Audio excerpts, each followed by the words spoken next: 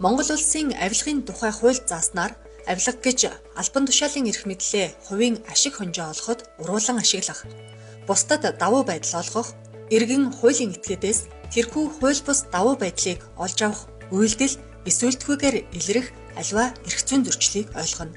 Өвөрхангай аймгийн Датварын газар нь албан хаагчид болон татвар төлөгч нарт авилгын эсрэг сургалт сурталчилгааг тогтмол хийж хэвшсэн бөгөөд эрх бүхий албан тушаалтнууд хувийн ашиг сонирхол хөрөнгө орлогын мэдүүлгээ хуулийн хугацаанд өгч хэвшсэн.